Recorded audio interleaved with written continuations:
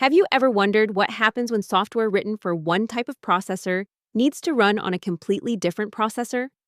For decades, most desktop computers and servers have relied on x86 processors, which follow the complex instruction set computer architecture.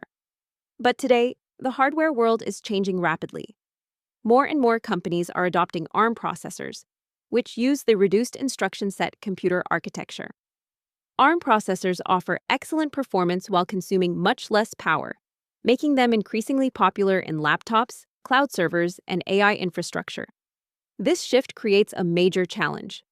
There is a huge amount of existing software that was compiled specifically for x86 processors. In many cases, the original source code is no longer available, so developers cannot simply recompile the software for ARM. Existing solutions, such as emulation or virtualization, allow these programs to run on ARM machines, but they often come with slower performance, higher memory usage, and increased energy consumption. So the big question is, can we automatically translate example 86 assembly code into ARM assembly while preserving its original behavior? This is much harder than it sounds. CISC and RISC processors are fundamentally different. x86 instructions are usually more powerful and can perform several operations in a single instruction, while ARM instructions are simpler and rely on many smaller operations. They also differ in how they use registers, access memory, and execute instructions. Because of these differences, translating assembly code from one architecture to another is an extremely challenging problem. This is exactly the problem addressed by the research paper we are discussing today. The paper introduces Guaranteed Guess, a new assembly-to-assembly transpilation framework. Instead of relying only on traditional compiler techniques, Guaranteed Guess uses a specially trained large language model to generate candidate translations from x86 to ARM or RISC-V. But the researchers don't simply trust the language model's output. They combine it with a rigorous software testing framework that verifies whether the translated code behaves exactly like the original program. In other words, the language model makes the guess, and the testing framework provides the guarantee. The results are impressive. The work achieves around 99% functional correctness on human eval programs while generating native ARM code that runs faster, uses less memory, and consumes less energy than Apple's Rosetta 2 virtualization system.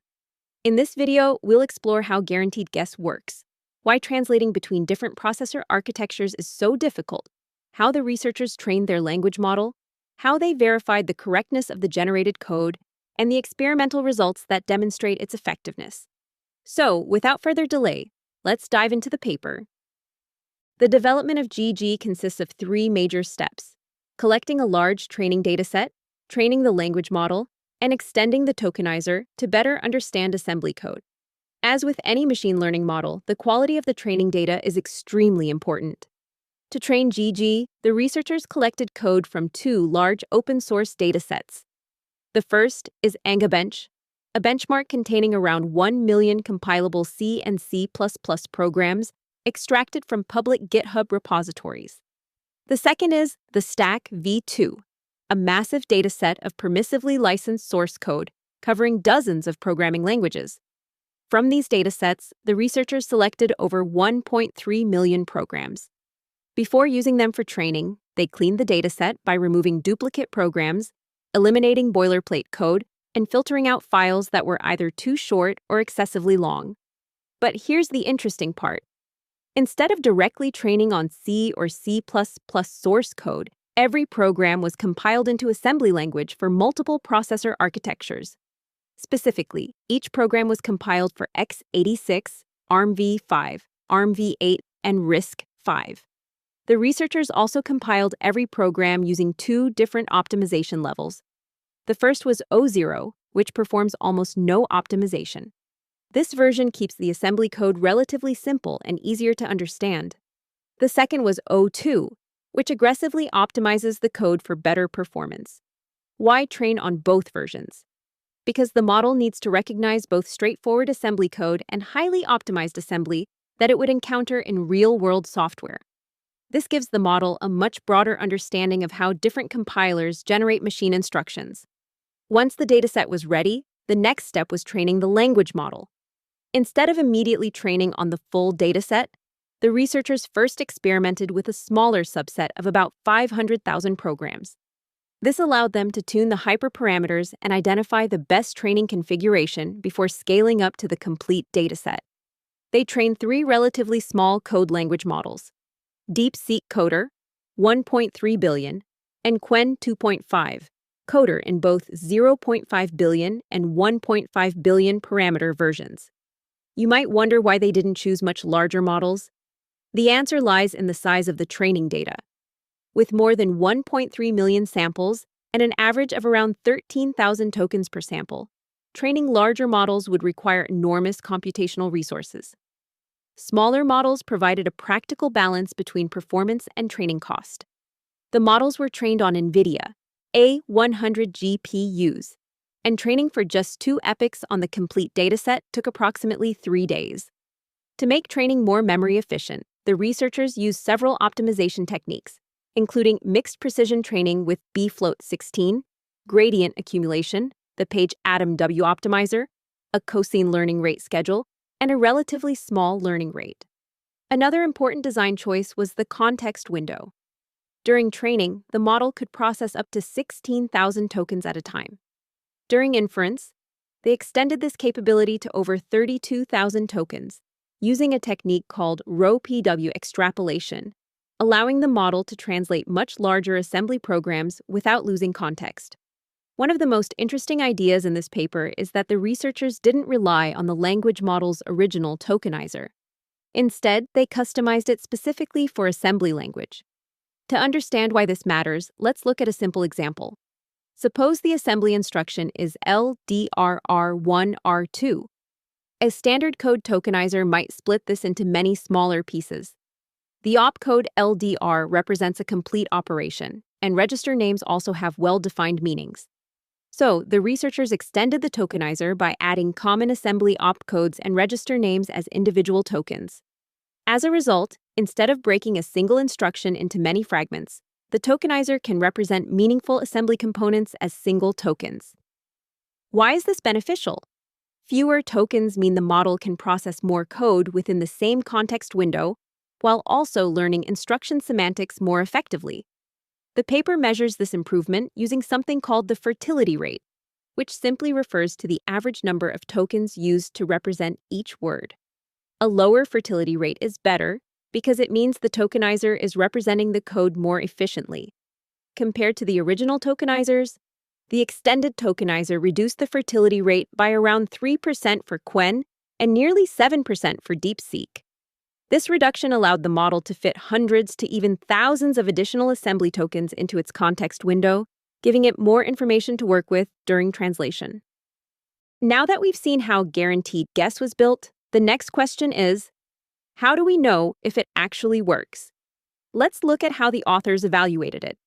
They used Llama Factory as the training framework, DeepSpeed 03 to reduce GPU memory usage, Flash Attention 2 for faster attention computation, and Liger kernels to further optimize training performance. During inference, they also enabled caching to speed up repeated computations and disabled random sampling. This means the model always produces the same output for the same input, making the transpilation process deterministic and reproducible. To deploy the model efficiently, they used VLLM, which achieved an impressive throughput of around 36 requests per second, even with a context window of over 32,000 tokens, using just a single NVIDIA A100 GPU. The researchers also optimized the model for CPU deployment by applying post-training quantization, converting the model into formats such as bfloat16, int8, and int4. These smaller representations reduce memory usage and make inference faster on machines without powerful GPUs. To thoroughly evaluate their system, the researchers selected Human Eval C and Bring Up Bench. Human Eval was originally designed to evaluate code generation models. Since this paper focuses on assembly transpilation, the researchers used a C version of Human Eval, where both the programs and their test cases had already been translated into C. This benchmark contains 164 programming problems covering algorithms, reasoning, and language understanding. However, Human Eval mostly consists of individual functions, which are relatively small and self-contained. Bring Up Bench is much more challenging. Instead of isolated functions, it contains 65 complete bare metal software projects, ranging from just over 80 lines to more than 5,700 lines of code. These projects include multiple source files, internal libraries, and dependencies that must all be compiled together. The paper shows that Bring Up Bench requires almost 9 times more tokens than Human Evil, making it an excellent benchmark for testing whether GG can scale to real-world software. The researchers measure code coverage using GNU's GCOV tool. Code coverage tells us how much of the program is actually executed by the test cases. A high coverage means that the tests exercise almost every part of the translated program, giving us greater confidence in its correctness. The Human Evil benchmark achieved an average code coverage of 98.81%, while Bring Up Bench achieved 97.32%. This means that nearly every line of code was executed during testing. After generating ARM assembly, the researchers compiled the translated code and executed it against the complete unit test suite. A translation was considered correct only if every single test case passed. There was no partial credit. For Human Evil, the generated assembly was compiled, linked with the provided test cases, and then executed. For Bring Up Bench, the researchers used each project's existing makefile to build the entire software project before comparing the program's output with the expected output. Finally, they evaluated the model using the pass at one metric. This means only the model's single most likely translation was considered.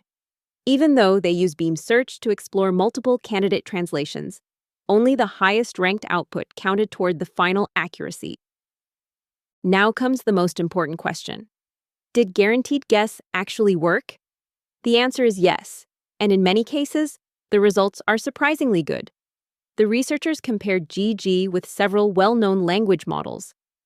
The goal was simple: translate x86 assembly into ARM assembly, and then check whether the translated program passed all of its tests. Let's first look at how the existing language models performed. Most of the baseline models achieved 0% accuracy on almost every transpilation task. This may sound surprising because many of these models perform extremely well on programming tasks like writing Python or C++ code. GPT-4o performed slightly better than the other baselines, achieving between about 1% and 10% accuracy, depending on the benchmark. However, these numbers are still far too low for practical use. These results clearly show that assembly transpilation requires a model specifically trained for this task. Now, let's see how GG performed. The best performing model was GG 1.5b. On the Human Evil benchmark using unoptimized x86 code, it achieved an impressive 99.39% accuracy when translating to ARM v8 and 93.71% accuracy for ARM v5. These are remarkable results, especially considering that the strongest baseline models were close to zero. The researchers also tested the model on assembly generated, using the compiler's O2 optimization level. Compiler optimizations reorder instructions, eliminate temporary variables, merge registers, and restructure control flow to make programs run faster. As a result, the assembly code often looks very different from the original version, even though it performs exactly the same computation. On these optimized programs, GG's accuracy dropped to around 45% for ARM v8 and 50% for ARM v5. Although this is lower than the results for unoptimized code, it is still significantly better than the baseline models. The researchers didn't stop with ARM. They also trained GG to translate x86 assembly into RISC v64. Here, the model achieved nearly 90% accuracy, while GPT-4o and DeepSeek achieved only around 6% to 8%. On Bring Up Bench, guaranteed guess achieved about 49% exact match accuracy on unoptimized code. The researchers also performed a detailed analysis of the mistakes made by GG. Interestingly, syntax errors were extremely rare. The generated assembly almost always contained valid ARM instructions, proper register names, and correct memory access syntax. The remaining errors were mostly semantic. Another important finding was that about 17% of the failures were caused by context window limitations. So far, We've seen that guaranteed guess performs extremely well in controlled benchmarks. Next, the researchers performed a real-world case study on an Apple M2 Pro, which is based on the ARM architecture. This platform was an ideal choice for two reasons. First, it provides native support for compiling and running ARM programs. Second, it includes Apple's Rosetta 2, which is currently one of the most widely used systems for running x86 applications on ARM-based Macs. The researchers evaluated 3 different ways of running the same programs. The first was native ARM binaries, which represent the ideal scenario since the code is already compiled for the ARM processor. The second was x86 binaries executed through Rosetta 2, where Apple's dynamic translation layer converts x86 instructions into ARM instructions during execution. The third was x86 programs transpiled into native ARM assembly using guaranteed guess. For each approach, they measured 3 important metrics: execution time, CPU energy consumption, and memory usage. To ensure reliable results, every program was executed 100 times, and the researchers reported the geometric mean, a commonly used statistical measure for performance benchmarking. The results are quite impressive. The transpiled programs generated by guaranteed guess achieved performance that was very close to native ARM code. When compared to Rosetta 2, GG delivered 1.73 times faster execution, 1.47 times better energy efficiency, and 2.41 times lower memory usage. The memory numbers are especially interesting. Native ARM programs used approximately 1.03 megabytes of memory. The programs generated by guaranteed guess used almost exactly the same amount, around 1.034 megabytes. In contrast, Rosetta 2 required approximately 2.49 megabytes of memory, more than double the memory footprint. Now the question is that why does GG perform better? The key difference lies in when the translation happens. Rosetta 2 performs translation at runtime. Every time an x86 application runs, Rosetta must dynamically translate instructions before they can be executed. This introduces an ongoing overhead, often referred to as the runtime tax. Guaranteed guess works differently. It performs a one-time transpilation. Once the x86 assembly has been translated into native ARM assembly, the program can run directly on the processor without any additional translation layer. As a result, there is no repeated runtime overhead, leading to faster execution, lower memory usage, and better energy efficiency. Another important advantage is that GG is not tied to Apple's ecosystem. The researchers also wanted to understand why the model performs better on some processor architectures than others. To investigate this, they performed a similarity analysis between different instruction set architectures. The idea is quite simple. If 2 architectures are more similar, translating between them should be easier. If they are very different, the translation task becomes much more challenging. The researchers compared x86 with 3 target architectures: ARM v8, ARM v5, and RISC v64. Their analysis showed that ARM v8 is the most similar to x86, with an average similarity of about 40%. Next comes ARM v5, with roughly 25% similarity. Finally, RISC v64 is the most different, with a similarity of around 21%. What's interesting is that these similarity scores closely match the model's performance.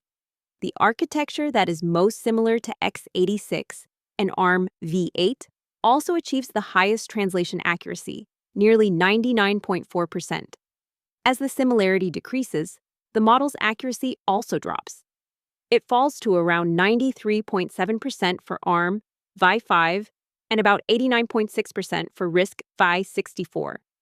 This suggests that the closer 2 instruction sets are, the easier it is for the language model to learn the translation between them. Now that we've looked at the overall performance of guaranteed guess, the researchers wanted to answer another important question.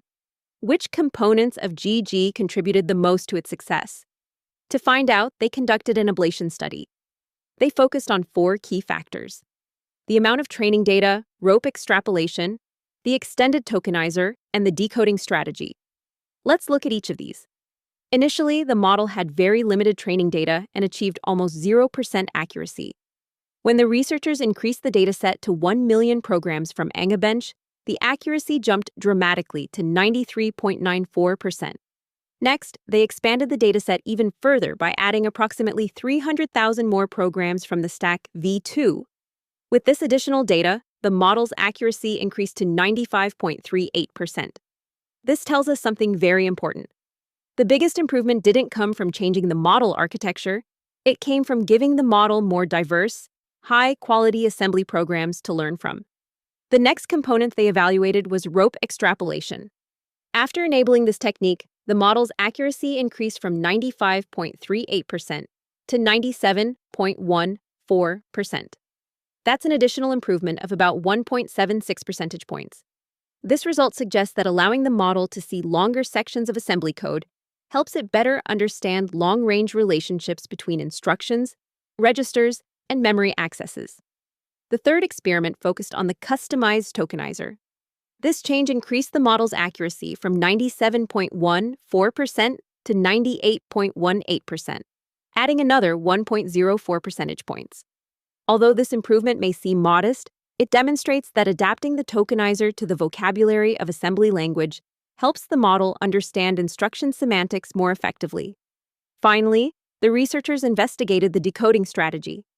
This final change increased the accuracy from 98.18% to 99.39%, providing another 1.21 percentage point improvement. Even though the model itself remained unchanged, simply using a more effective decoding strategy allowed it to produce more accurate translations. We've now reached the end of the paper, so let's summarize its main contributions and discuss its limitations. The first limitation is its performance on highly optimized code. Throughout the paper, we saw that the model performs exceptionally well on unoptimized programs, but its accuracy drops significantly when compiler optimizations such as O2 are applied. The authors suggest that future work could address this challenge by incorporating richer semantic representations, such as control flow graphs or data flow graphs, to help the model understand optimized programs more effectively. The second limitation concerns the testing guarantees. Although Guaranteed Guess validates its translations using extensive unit tests, these guarantees are only as strong as the tests themselves. If the test suite misses an important execution path or edge case, an incorrect translation could still pass all the tests. Finally, the authors point out that their evaluation focuses primarily on comparisons with language models and dynamic binary translation systems like Rosetta. They do not compare GG against other possible approaches, such as compiler-based transpilers, symbolic reasoning systems, or hybrid methods that combine multiple techniques. Exploring these alternative systems could help establish stronger performance baselines and reveal whether combining multiple approaches can further improve assembly transpilation. That brings us to the end of this paper. If you'd like to explore the technical details in greater depth, I highly recommend reading the original research paper. I've included a link to it in the description below. If you found this video helpful, don't forget to like the video, subscribe to the channel. Thanks for watching, and I'll see you in the next video.